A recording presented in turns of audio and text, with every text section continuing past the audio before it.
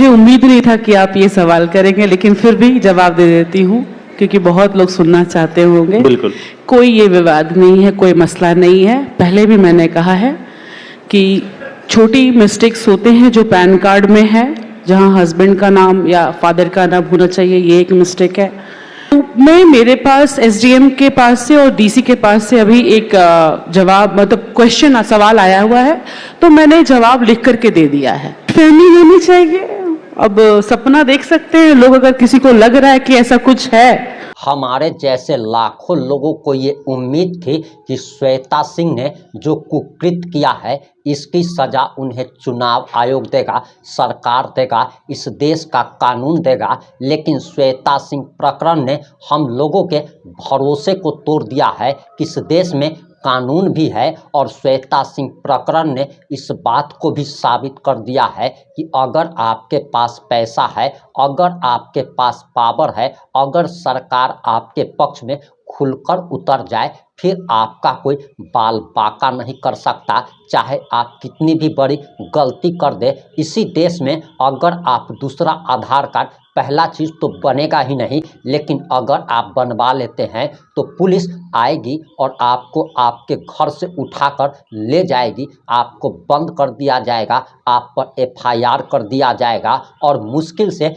6 महीना 1 साल के बाद आपको जमानत मिल पाएगी। लेकिन श्वेता सिंह तो रांची में चहक रही है, वो तो समारोह में जा रही है, खुशियां मना रही है, क्योंकि श्वेता सिंह की विधायकी अब रद्द नहीं होगी। हेमंत सोरेन की सरकार ने उन्हें बचा लिया है और हमने कल आपको इस मुद्दे पर खुलकर सब कुछ बताया था कि आखिर डील कहाँ हुई है, कैसे हुई है। और जो लोग उस वीडियो को नहीं देख पाए हैं, उस वीडियो का लिंक मैं कमेंट में पिंड कर दूंगा।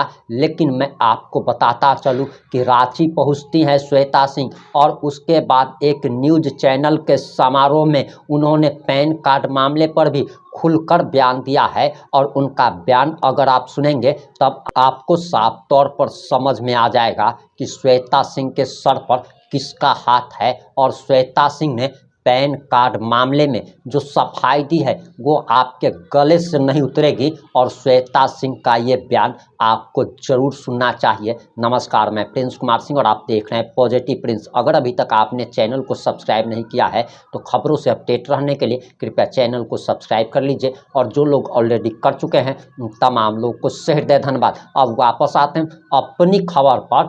जिसकी विधायकी जानी चाहिए थी, जिसको जेल की सलाखों के पीछे कैद हो जाना चाहिए था, उसका सम्मान किया जा रहा है।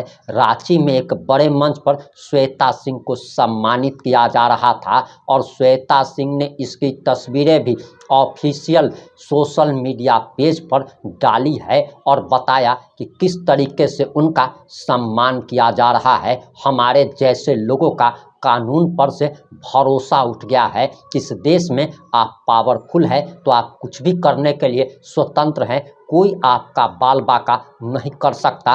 पावर और पैसे के आगे तो दुनिया झुकती है, ये हमने सुना था, लेकिन आज अपनी आंखों से देख भी रहे हैं। अब आप जरा श्वेता सिंह का ये बयान सुनिए। मुझे उम्मीद नहीं था कि आप ये सवाल करेंगे, लेकिन फिर भी जवाब दे देती हूँ क्योंकि बहुत लोग सुनना चाहते होंगे। बिल्कुल।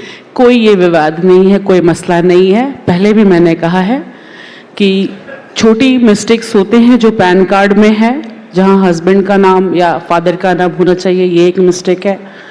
और वोटर आईडी कार्ड के बारे में मैंने क्लियर किया था जब मुझे पता चला था, मैं रांची आई थी, उसी वक्त मैंने बताया था कि मेरे संज्ञान में सिर्फ मेरे पास एक ही वोटर आईडी कार्ड है जिसको मैं यूज़ करती हूँ।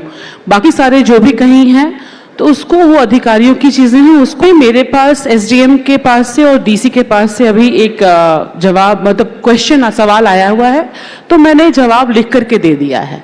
बाकी ऐसा कोई मसला है नहीं। तो सपना देख सकते हैं लोग, अगर किसी को लग रहा है कि ऐसा कुछ है तो सोचने देना चाहिए। लेकिन मेरा मानना है कि लोगों ने मुझे काम करने के लिए चुना है और मैं काम करने के लिए तैयार हूँ, काम कर भी रही हूँ। बोकारो को जो विकास चाहिए वो हम लोग मिल करके कर रहे हैं और आगे भी करेंगे। देखिए, बहुत ज़्यादा वक्त नहीं लूँगी, बहुत कम शब्दों में मैं बताना चाहूँगी। अभी मैं दर्शन करने के लिए, जगन्नाथ भगवान का दर्शन करने के लिए मैं पूरी गई थी जी। तो इतना खूबसूरत इतना खूबसूरत लग रहा था वो राज्य, उड़ीसा के जिस तरीके से वो विकास उस राज्य ने किया है, तो निश्चित रूप से हम लोगों को सीखने की, बस पड़ोसी राज्य है, पास में ही है, हम लोगों को सीखने की ज़रूरत है।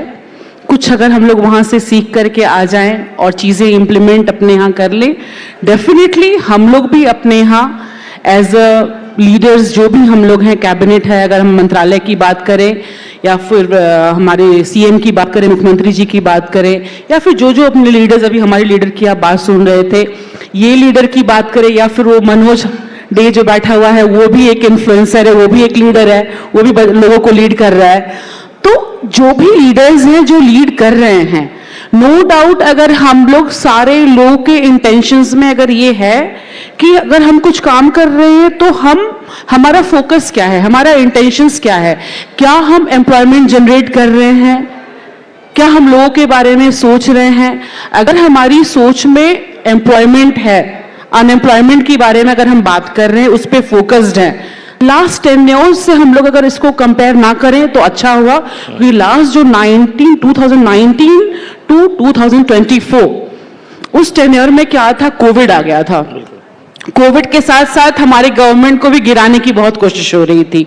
तो अब ये इस बार जो हमारी जो गवर्नमेंट है ये स्टेबल है, नो डाउट स्टेबल गवर्नमेंट है। और मैं अपने सीएम को भी देख पा रही हूँ कि वो भी बहुत फ्रीली बहुत आराम से जैसे उनको काम करना चाहिए, पूरी कैबिनेट को मैं देख रही हूँ और सारे लीडर्स को भी देख रही हूँ, चाहे वो अपोजिशन की क्यों नहीं हो, हम सबको लेना है एक दूसरे से, योजनाएं लेनी है तो योजनाएं ले रहे हैं, काम करवा रहे हैं।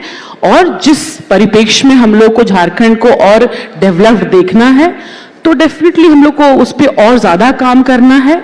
और चाहे वो एम्प्लॉयमेंट की बात हो, एजुकेशन की बात हो, तो सारे सेक्टर्स में एक साथ मिलकर के अगर हम लोग काम करेंगे तो जो हम लोग, जैसे मेरा एक सपना है कि नहीं, जैसे उड़ीसा डेवलप कर गया है, ठीक है, नो डाउट बहुत सारा काम है।